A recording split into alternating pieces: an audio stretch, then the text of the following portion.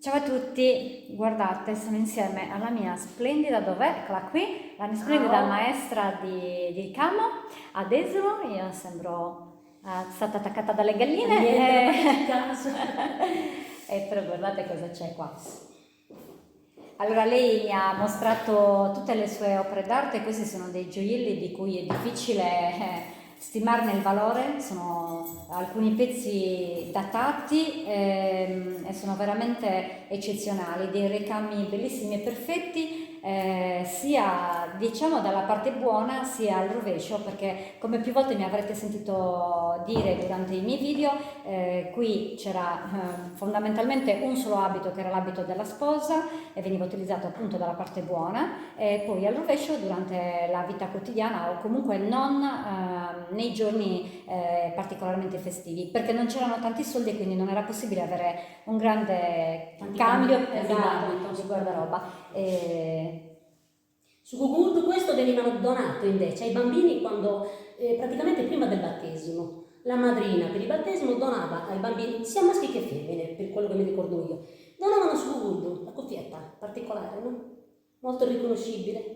Sì, inconfondibile, perché tutti voi avrete È la nostra è notato, un'icona, sì, sì. tutti voi avrete notato le donne desulesi durante diverse manifestazioni utilizzare questo Soprattutto le copricapo bambine lo usano, soprattutto le bambine. con le due Sì, treccine sì, che spuntano dai lati, e normalmente però nei giorni di festa, sì. nelle signore adulte o nelle ragazze più mature, questa cuffietta va quasi completamente coperta da Su cappuccio su né cappuccio. in setta nero, che anche quello è completa il costume, diciamo, anche per i giorni di festa. Potremmo pensare che sia stata fatta questa cosa per i giorni di lutto, e invece, stranamente, quando si sposano le donne indossano anche su cappuccio. E chi è particolarmente ferrato in materia dovrebbe saperlo, perché anche in tanti altri comuni della Sardegna spesso il colore chiaro è quello del quotidiano e quello scuro il giorno della festa. Mi viene in mente il costume di Siniscola, l'abito quasi nero è l'abito del matrimonio, mentre l'altro è l'abito, quello chiaro, è l'abito della vita quotidiana. Vi invito a guardare tutte le altre parti del video e dei vari video, perché raccontano tutti i dettagli di questa splendida avventura. Grazie Maria Pina per averci Grazie a te. regalato Grazie questa a te. splendida Che mi hai dato esperienza. questa opportunità di far vedere a tutti, a chi lo vuole vedere naturalmente, con tanto piacere. Grazie, alla prossima. Dicevo che questo è tutto fatto a mano. La macchina da cucire, 80-90 anni fa, sì, ce l'avevano i sarti, ma non le donne nelle loro povere case, nella loro povera economia, diciamo. Quindi guardate la precisione del sarrepunto che è questo, cioè nell'attaccatura dei fetas, cioè non si vede niente, sembra fatto veramente da una macchina da cucire. Tutti gli orli, tutte le rifiniture sono tutte fatte a mano, tutte. Quindi diciamo che sono promosse con 10 e lode, anche di più. Brave, brave le nostre antenate, brave che si sono inventate queste opere d'arte.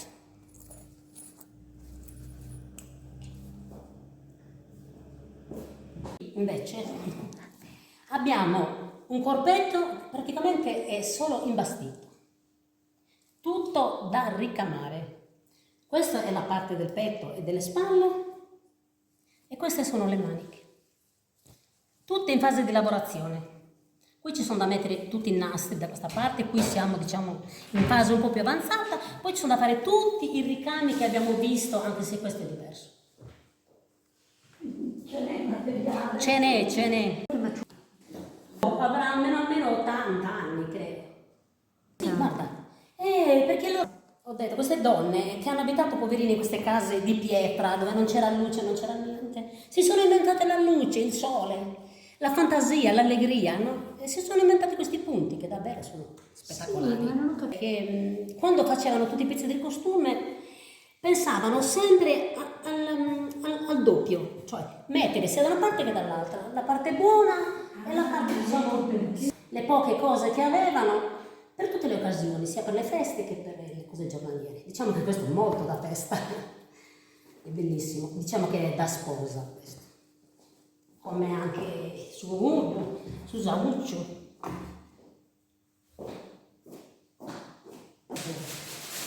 Saetta, la camicia, E il savaretta, la camicia sempre da sposa, c'ha dei ricami bellissimi, finissimi, no? Guarda, sotto così. Scusate se intervengo, sono stata zitta fino adesso, ma qui non stiamo parlando di un abito tradizionale, qui stiamo parlando di un'opera d'arte, di un gioiello. È un'opera d'arte, quello che dico sempre io, è un'enciclopedia. Di una finezza indescrivibile. Questa è un'enciclopedia. Notate i dettagli, non sembra realizzato da una mano che aveva l'ago, ma da un pennello, un'opera d'arte. Veramente è un patrimonio. Neanche i cisellatori, guarda così bene. Ma neanche con la lente di ingrandimento, perché i pittori, sappiamo, no? Prendevano le lenti di ingrandimento per vedere i piccoli dettagli, no? Qui diciamo che aveva una bella vista chi faceva questo lavoro. Notate, guardate che spettacolo, che meraviglia, che precisione. Guarda qua. Riuscite a vedere la finezza di questi lavori?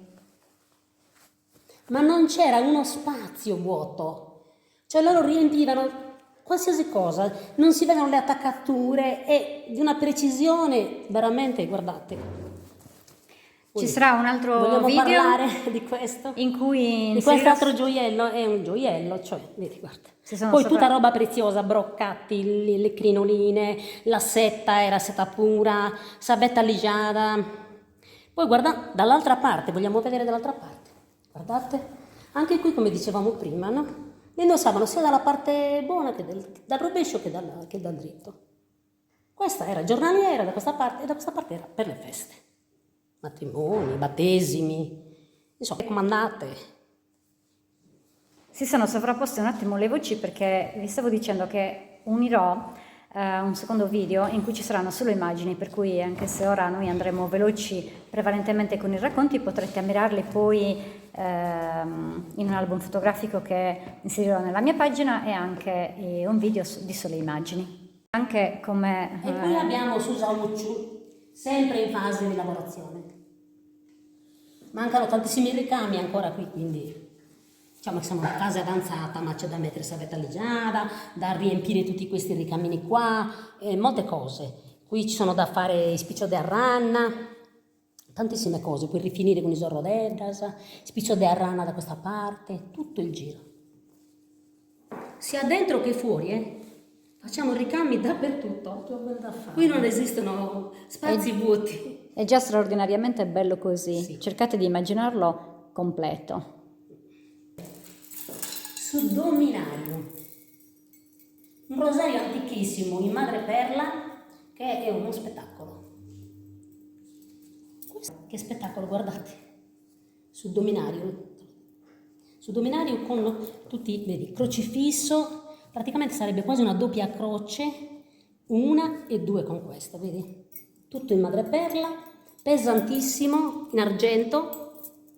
E questo ce l'avevano praticamente quasi tutte le donne, anche se è una cosa molto preziosa, però sicuramente e certamente lo donavano ai mariti, alle fidanzate o anche alle mogli quando potevano.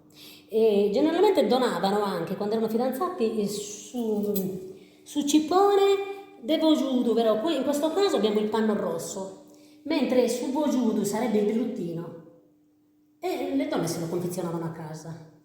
Però diciamo che i mariti facevano dei bei regali, dai. Vorrei che voi notaste la perfezione di questi disegni, di questa geometria eccezionale. Neanche con la squadretta e con il goniometro si riesce a essere così precisi. Questi piccoli pallini in realtà sono delle uova che si chiamano Oisedos, mentre questi triangolini sono iscarronadas, e fanno parte tutti de sabrenidura, si chiama. Si possono fare pure le pianelle che avrebbero 4, anzi 6 colori diversi. Notate queste, chiamiamole righe, queste gialle, che sono costituite da Sugunte Rouge, sì. Probabilmente uno dei più complicati in assoluto di tutto il lavoro. La vedete la perfezione, la precisione? Ecco, queste sarebbero i spianellas, che si possono fare qua, a nostro piacimento. Si possono realizzare anche sì. Da questa parte. Possiamo fare i disegni come vogliamo noi. Notate questa cuffietta, quanti piccolissimi punti.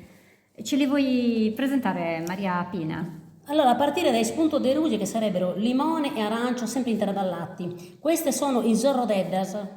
Queste sono i mennuledas culapare. Generalmente si facevano da una parte e dall'altra, e poi magari qui le farò dopo. Le farò sia da questa parte che da questa e anche da questa.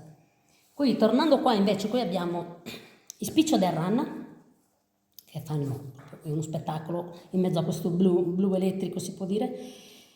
Sempre qui abbiamo Saverini Dura con i suoi geddos e Sammenulè da Gulapare.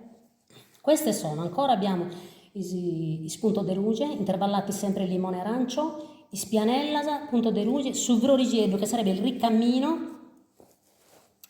Andando sopra a finire abbiamo sempre quasi gli stessi ricami, qui abbiamo invece un'altra fantasia, diciamo che mezze pianelle queste, la metà di queste in ognuna abbiamo messo. Il ricamino sempre e a concludere, insomma. Si possono fare 3 ricami anche qua, quindi abbiamo 2. Possiamo però fare, volendo, quando è più grande, aggiungere questo qua.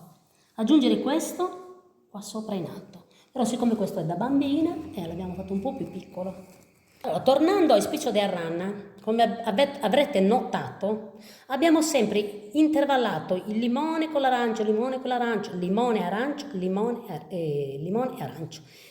È sempre così, il nostro ricamo è tutto ombra e luce, possiamo dire.